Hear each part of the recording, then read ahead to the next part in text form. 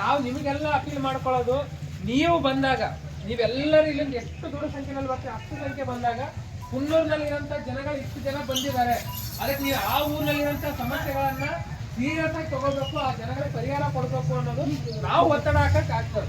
ಅದಕ್ಕೆ ನೀವು ದೊಡ್ಡ ಸಂಖ್ಯೆನಲ್ಲಿ ಇಲ್ಲಿಂದನೂ ಕೂಡ ನೀವು ಎಲ್ಲರೂ ಕೂಡ ಹೋರಾಟಕ್ಕೆ ರೆಡಿ ಆಗ್ರಿ, ಹೋಗಮ್ರಿ. ಎಲ್ಲರೂ ಗುಲ್ಬರ್ಗನಲ್ಲಿ ನಾವು ಹೋರಾಟ ಮಾಡಮ್ರಿ, ಸರ್ಕಾರಕ್ಕೆ ಎಷ್ಟೊಂದು ಅಂತ ಹೇಳಕತ್ತೀವಿ ನಾವು.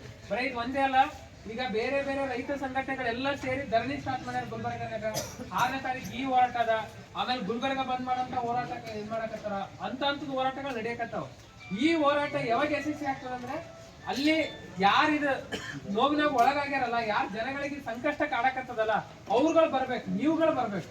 ನೀವುಗಳು ಬಂದು ದೊಡ್ಡ ಸಂಖ್ಯೆಯಲ್ಲಿ ನಿಂತಾಗ ಈ ಹೋರಾಟನ ಯಶಸ್ವಿ ಮಾಡಕ್ಕಾಗ್ತದ, ಸರ್ಕಾರಕ್ಕೆ ನಾವುಗಳು ಅವಾಜ್ ಹಾಕಕ್ಕಾಗ್ತದ, ಅವ್ರುಗಳು ಜನಗಳ ಕಷ್ಟ ಅರ್ಥ ಮಾಡ್ಕೊಳಕ್ ಆಗ್ತದೆ. ಅದಕ್ಕೆ ನೀವು ಕುನ್ನೂರು ಗ್ರಾಮದಿಂದ ನೀವೆಲ್ಲರೂ ಕೂಡ ದೊಡ್ಡ ಸಂಖ್ಯೆಯಲ್ಲಿ ರೆಡಿ ಆಗ್ಬೇಕು, ಈ ಹೋರಾಟಕ್ಕೆ ಬರಬೇಕು ಅಂತ ನಾವು ತಿಳ್ಕೊಳ್ತಾ ಇದ್ದೀವಿ.